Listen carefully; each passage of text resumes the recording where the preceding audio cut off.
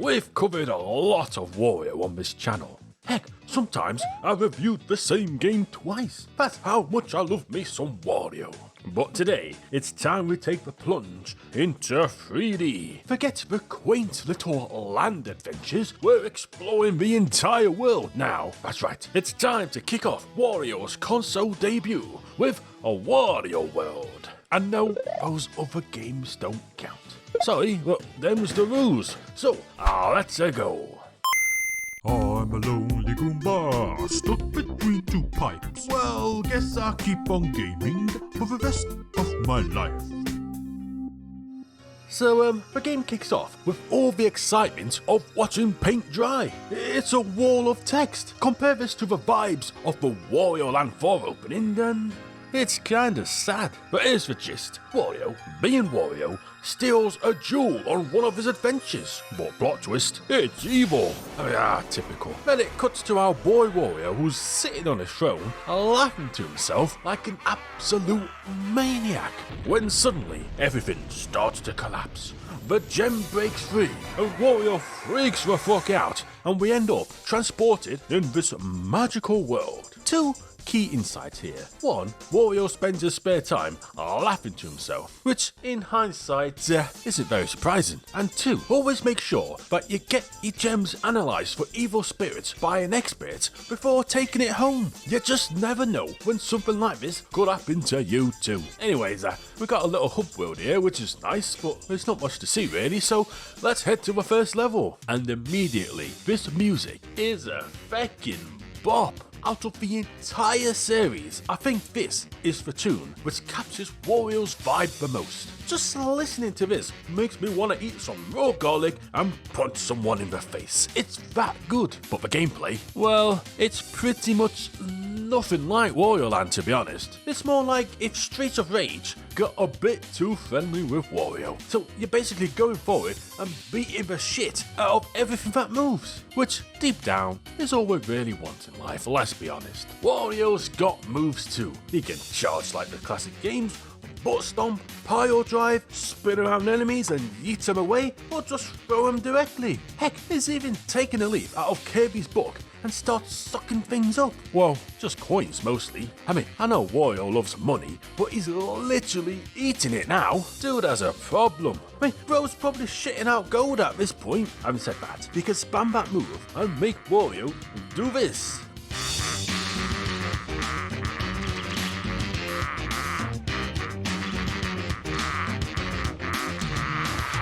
Oh, beautiful.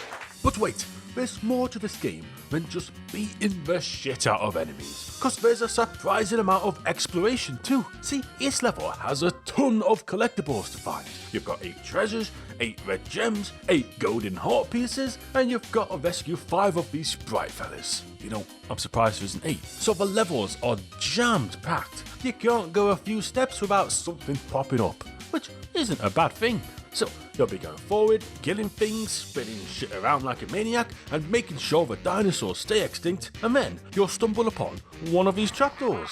Ground pound one of these, and you're in what's basically a Breath of the Wild shrine. A mini room with a puzzle or platforming challenge. Zelda fans, take note, Wario did it first. So, these start off easy, but by the end of the game, they get nuts. But more on that later. But these shrines really are quite a big part of the game, so if you don't like them, you'll probably not like the game. Each one has 2 collectibles in them, so they're pretty important. In fact, they're basically mandatory, because when you make it to the end of the level, there's a statue which can only be destroyed if you've collected enough red crystals, and these can only be found in those trapdoors. If you ain't got enough, you gotta grab onto this balloon, which takes you back all the way to the start of the level, and then you gotta track them down. A feature I literally never used once, because let's be real, the game's pretty lenient. I mean, you only need 3 out of 8 crystals here, it's easy peasy mate. And now, we're on to the first boss, Green Fist.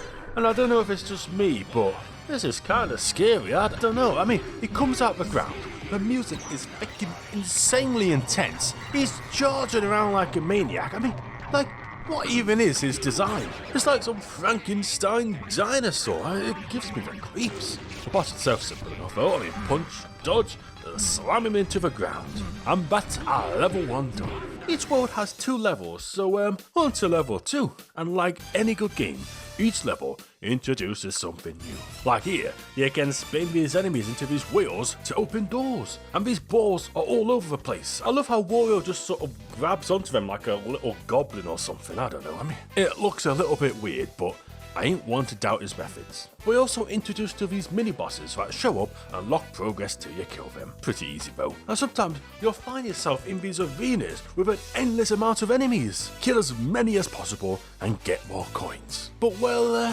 what do coins even do in this game actually? Well, here's the thing, they don't do much. You can buy health from these guys, and if you buy the dust, you can spend coins to instantly continue. But you'll have so many coins, you'll never need to worry. I've got almost 3,000 coins in just 2 levels. And dying only costs a few hundred, making you practically invincible. It kinda defeats the purpose of exploring these levels and collecting the 8 golden heart pieces to get more health, really. It all feels a bit pointless when you really sit down and think about it. Despite that, the mix of combat, exploration and platforming is seriously top notch. It's like this perfect combination where nothing sticks around for too long. It's like ADHD the video game, and I'm all for it. And these shrines are starting to get more intense too. I mean, I'm getting some Mario Sunshine PTSD at this point. But now, on to the second boss, Sandworm.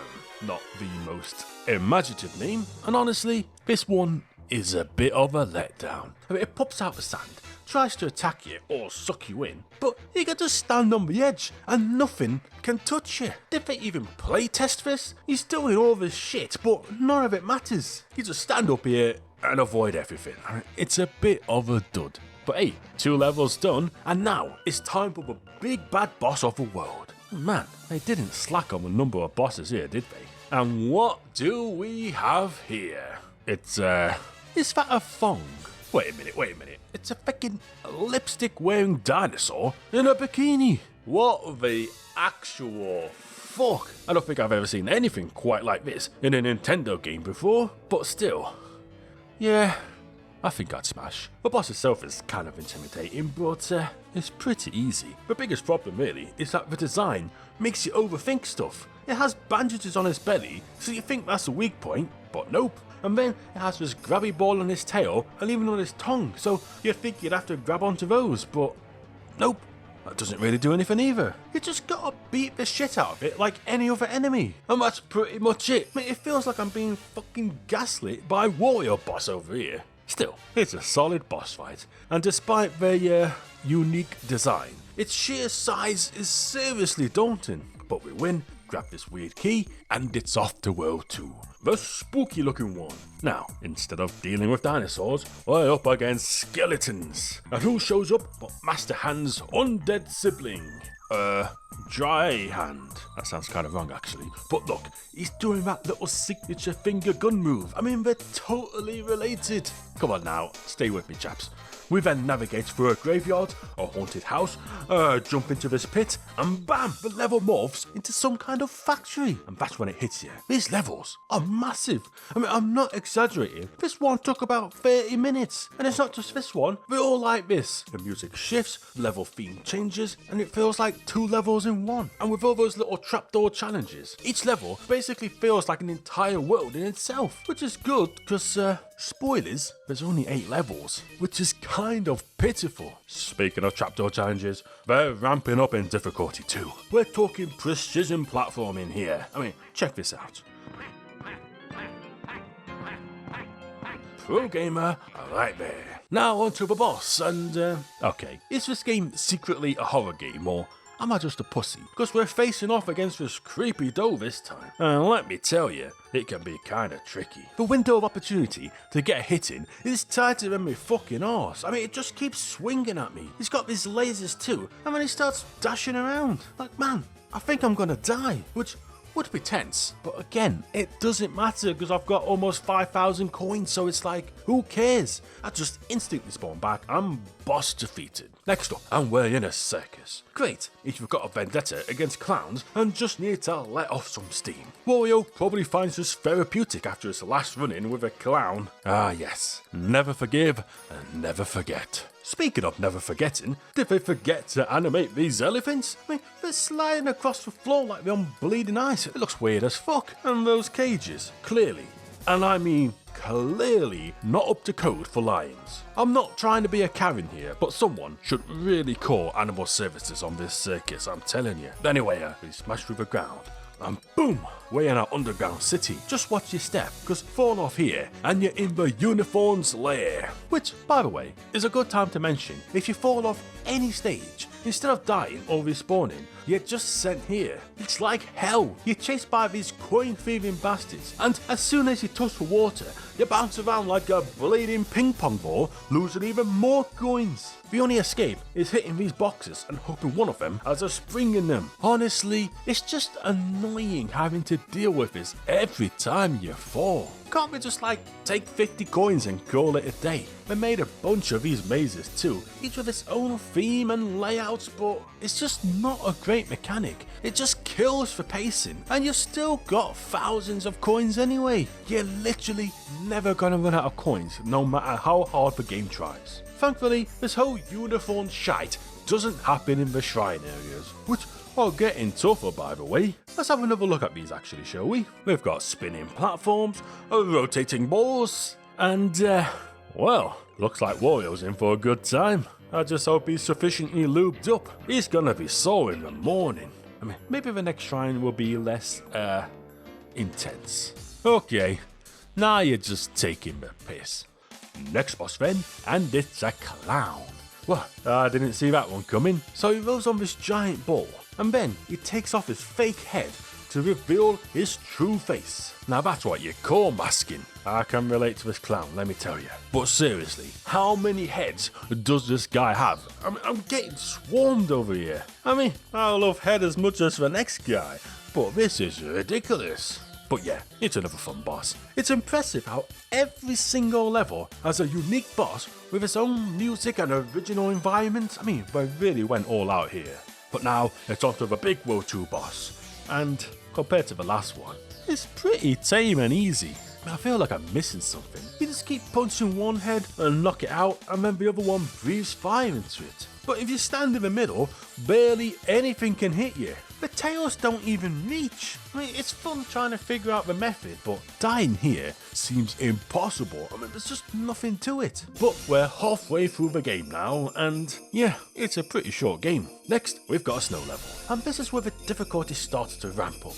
You've got more enemies, you've got these slippy narrow paths mixed in with these bouncy bastards knocking you off, and it can be a bit of a ball ache. Heck, even the enemies are getting tougher now. I mean, we've got some bullet hell shit going on here. Plus, we get some clever uses of Wario's abilities, like grabbing onto these enemies and then slamming them into the ground to make a platform. It's neat stuff. What's not so neat are the secrets in this level. They love hiding collectibles and secret paths on these slide sections, but there's no indication on where to stand, so you're gonna miss them. And the only way to retry is to redo the entire level. Like, come on now. This is the worst level to 100% because it's just trial and error and you don't really know where to look half the time. Luckily, you can pause the game and see what you're missing to get a general idea and... Hold up a minute. Is Wario fucking taunting me? What kind of pause music is this? That's fucking annoying. No, seriously though, imagine this. You're playing, your phone rings, you pause the game, it's the hospital with bad news, and your mum's just fucking died or some shit. And in the background, the entire time, you've just got Wario going, yeah, yeah, yeah, yeah, yeah. I mean, he's fucking mocking you. He's mocking you, you bastard. Although, if you do leave it paused for 50 whole minutes, he does apologise and shuts up. Sorry. Which, you know what, Wario, I appreciate that. It means a lot to me. Not many people can man up and apologise like that, Wario, so, yeah, you've got my respect. Anyway, the boss here, and yet again, creepy. I just want to know what the developers were smoking when they made this game. Like, this is just bizarre. I don't even know how to describe this, so just look at the screen, I guess. Just make sure you're not looking when this happens, or else... No comment on that one. Next up, Beanstalk Way. A visually cool level with some more banging tunes. We've got plenty of new enemies too. Stingrays, goats, these wind guys, these magnets you can throw at the walls to create platforms, and these trees with an overly complicated defeat method. Took me a minute to figure this one out, but it basically uses all of Wario's abilities in a single enemy. Just pretty cool.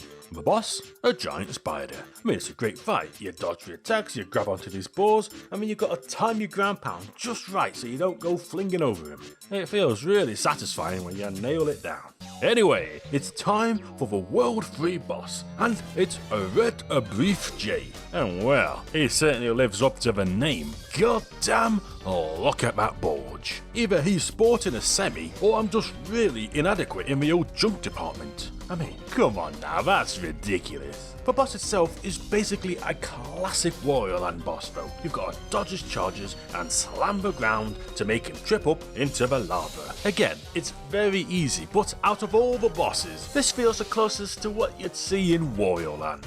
Minus the big slong in your face. So, we get another key, and just like that, we're on to the final world. Somehow, I always knew Bill Cipher was behind this. But yeah, we're in the home stretch now, and to be honest, this is probably the best level in the game. It's just really quite unique and has a ton of new assets and enemies. It's got this sort of creepy, unsettling vibe. Like, what am I even fighting? And why is there a wooden lion here? What the fuck are these things? Why am I fighting a haunted painting? Lots of questions, basically zero answers. But the way this level uses mirrors is really quite interesting, lending itself to some cool little puzzles and scenarios. And the boss? Well, let's just say I wouldn't trust this guy around me kids. Getting major nonce vibes. Check this guy's hard drive, I'm telling you. And now it's time for the final level. Pecan Sands, Roger's favourite level, and it's a lot more open than the others. You can actually get lost here since it's much more of a sandbox, which makes sense because it's a sand level. And hey, look who decided to show up. It's the sandworm from before. And just like before, you can completely ignore him. Yeah, sorry champ, maybe next time. There's some new enemies too, like, well, whatever this thing is. Is it alive? It's got like a face. Bro, it has a skeleton.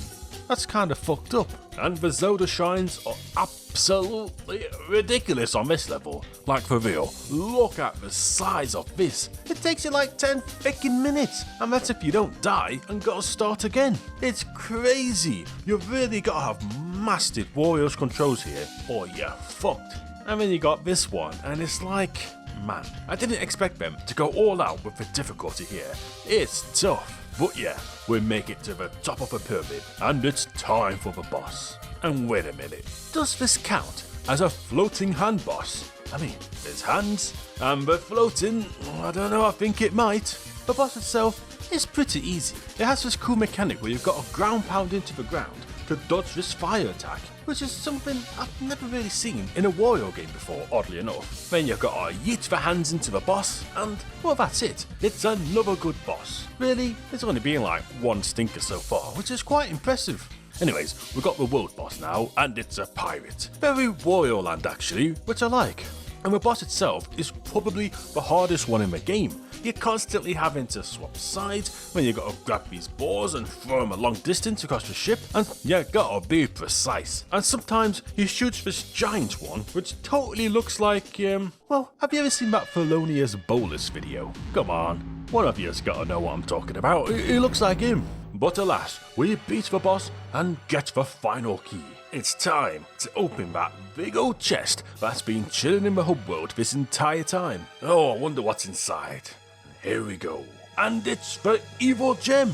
Even though I thought it had already escaped, but I mean whatever. The island sinks and the fight immediately begins. We're in the sky and we've got to rescue these little spritelings from the crystals whilst dodging these attacks. It's a long and frankly, boring fight. Like, it doesn't really do much. He has like, what, 3 attacks, and it only really does anything if you get trapped in between the flames, which you can avoid entirely with a well-timed dash. I'm just gonna say it, it's not a great boss, it's just long and tedious, but I guess there's some poetic justice in Wario having to fight his own treasure. The one thing that brings him joy is now trying to kill him. Ironic. But alas, we get the finishing blow and we're done. But hold on a minute. I see some of you typing in the comments. So just hold your horses, okay? Because for some strange reason, the final boss of this game is completely different in the Japanese version. Granted, the game did come out a year later over there, but still, we got ripped off. So now, the boss has a second form. The music hypes up and he starts going nuts. This is more like it. This is what I wanted to see in a Wario World final boss. Not a slow-paced slog. It's like they knew the boss sucked and this is the apology, and barely anyone got to play it. But alas, we beat the game and we get a weird ending in a white void with all those little sprite guys. And well, I guess I missed one. Typical. So, we do a little dance, and depending on how many you rescued, changes what ending you get, just like the classic games. And hey, not bad. There's a few of these too. The worst, a tent, then you got a wooden fortress, which I think that's pretty badass actually, and then you've got various looking castles. The best being this, very sparkly indeed. And you know me, I like to finish my games 100%, so we're going back and getting everything. But what's even the point? Well, you can get more hearts, which, as I've said, from a gameplay perspective, is kinda pointless. And rescuing all the spritelings in a level gets you this nifty Wario statue on the world map, one for each level. But perhaps the coolest reward is what happens when you find all the treasures in a level. See, getting them all unlocks a WarioWare minigame. The thing is, WarioWare was already out by the time Wario World released, so there's a good chance that you already played all these games. And the problem is, right, you need to link up your Game Boy to the Gamecube to even play them. Bro, I don't have all that shit. Frankly, I don't even know how I'm playing the Gamecube right now. But what's really interesting is, some of these games have increased difficulty which is never seen anywhere else, not even in the actual WarioWare game. It feels wrong seeing some of these micro games like this, like there's not supposed to be that many footballs. It's all wrong. But yeah, I did everything, and outside of the ice level and a few of those trapdoors, it was pretty easy. But I think it's time I spill it all out. What do I actually think of the game? Well, it's pretty good. It ain't no masterpiece, it ain't no Wario Land, but for what it is, it's not bad. The main issue really is that it's just a bit repetitive. They do try to spice things up with new stage gimmicks and introducing new enemies, but the truth is, for the vast majority of the game, you're just fighting reskinned versions of the same handful of enemies. They might look like clowns or wolves or birds, but they all function exactly the same as the dinosaurs you see on Bleeding Level 1. I also wish it was a bit more difficult, or more so gave you a reason to actually try. Maybe a gold medal for doing a level without dying or something, I don't know. Everything's designed around spending coins, but you will seriously have like 10,000 coins by the end of the game. It's just not balanced at all. Where the game really excels are the bosses. Whilst they're simple, they design completely original bosses for every single level, and they're always a highlight. You just never know what you're gonna get next. Seriously, I don't think anyone saw this guy coming. It's a short game too, but for me, it's short and sweet. It ends at the perfect time. So yeah, that's Wario World, Wario's first and last 3D game. Rest in peace, Wario World. We hardly knew ye. But in a way, this is the beginning of the end for Wario as we know it. The game kind of flopped and the transition to WarioWare had already begun. But this wouldn't be the last Wario platformer. Oh no. Race for impact, cause things are gonna get a little bit rough.